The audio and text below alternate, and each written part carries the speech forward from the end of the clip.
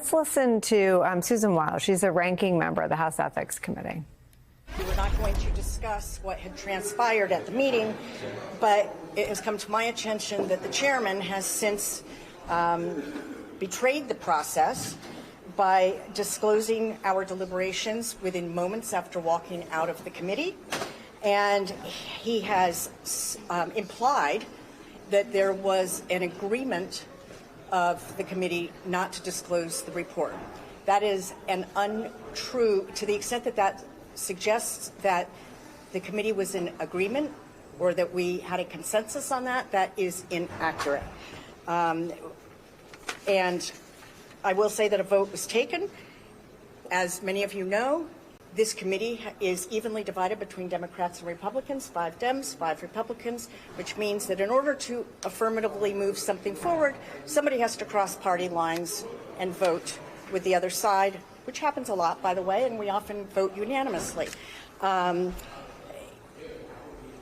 did not happen in today's vote, and I do not want the American public or anyone else to think that Mr. Guest's characterization of what transpired today would be some sort of indication that the committee had unanimity or consensus on this issue, not to release the report. That would be an inaccurate portrayal, and nobody should take that from what they have heard so far. There was no consensus on this issue. We did agree that we would reconvene as a committee on December 5th to further consider this matter. And this statement that I have just made is on behalf of all of the Democratic members of the Ethics Committee. Thank you very much. So did all the Democrats vote yes? Ali Vitale, take us inside what the betrayal of the process is that she's describing there. I don't think we can stress enough how rare it is to see this level of visibility for this committee, and also for us to have any idea of the inner workings of it. The Ethics Committee, again, is one of those rare committees, and Susan Wild just said this, that's divided evenly among both sides, 5 Republicans, 5 Democrats. She's right that for anything in this instance to have happened, someone would have had to cross party lines, either to say, no, we should not be releasing this ethics report, or yes, we should be releasing this ethics report. It's clear when she says it was a 5-5 vote that nothing happened, and that's what she means by no consensus.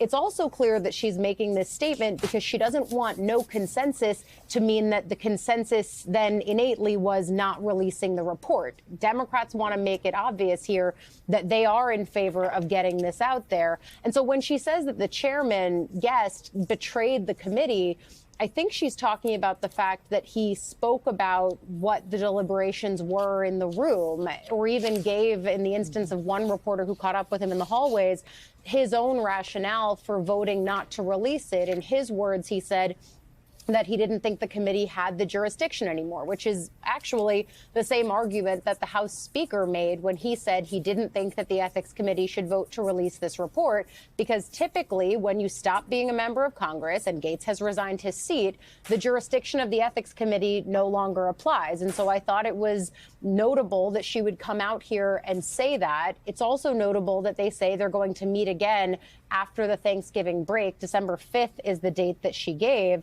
And again, I'm reading our Capitol Hill text chain, which at moments like this is just pinging all the time.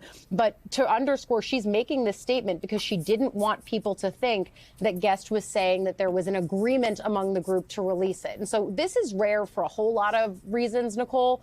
But the Ethics Committee is just so typically shrouded in mystery. She makes the point there, Susan Wild, that they typically do things unanimously. And so the fact that this is breaking down along party lines, the fact that they are talking about this publicly, frankly, even the fact that we knew when they were meeting to vote and what they were voting on, all of that is so atypical. It's almost spoiling for a Capitol Hill press corps that is so eager to know what happens in ethics, but rarely ever gets the opportunity to until the committee typically unanimously votes to release what they've been working on. And so all of this is very rare, very unorthodox, but we're watching it happen in real time as Susan Wild comes out and says, all right, this is not actually decided. It's really just a question mark still, and we're going to come back after Thanksgiving and reconvene on it in some form or fashion. So, Ali, Our colleague Hallie Jackson interviewed a lawyer for 2 witnesses who went before the House Ethics Committee. That lawyer made some important points in interviews. I believe he did an interview with ABC News as well. One of them was that these 2 witnesses that provided testimony to the House Ethics Committee, his quote was, "have no political dog in the fight. They're not partisan actors seeking an outcome." The lawyer for the 2 witnesses to the Ethics Committee investigation also said that the 2 witnesses saw Matt Gaetz have sex with a 17-year-old, but didn't think he knew she was 17 at the time. How much more was under investigation than the actual sort of heartbeat of the federal criminal probe, which was whether or not he knowingly had sex with a minor? Well, that's part of we don't know what we don't know, right? And that's why we're seeing people push to have this ethics report released to the public.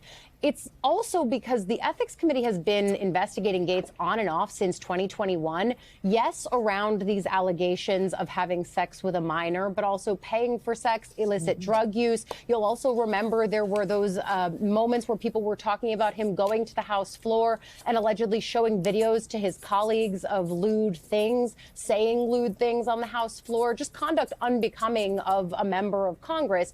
So all of those things are sort of swirling in this pot. But to the question that you ask, it's why people want to see this report. They want to know not just what the lawyers and the witnesses spoke to the committee about, but underlying payments from places like Venmo and other things that we've heard about in sort of a casual fashion because they're out there and not under subpoena. But when the Ethics Committee is doing it, of course, it adds the heft of a congressional investigation to it. And so that's why people are pushing for this. I do think it's notable, and there's 2 more mechanisms in addition to the way that we could see this come out if the Ethics Committee meets again and someone on the Republican side has a change of heart and ends up crossing party lines to say, let's release this.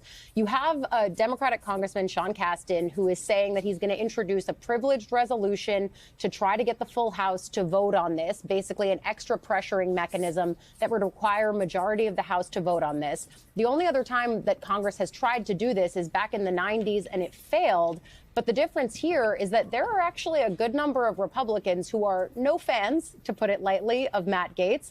And I guess I could see a world in which they might want to join and vote that way, but that would put them in crosshairs of the speaker and of the president-elect from their party. So there's just some really fascinating dynamics happening here as House Republicans, many of them have been vocal to me, to other reporters on camera about the fact that they, A, are happy that Gaetz is no longer a member of their body, and B, they're happy to have his dirty laundry aired because they are no fans of him and they'd like to see him dragged in the public view effectively. But whether or not the Ethics Committee report is going to be the vehicle for that at this point is unclear, but it also pretty much seems unlikely.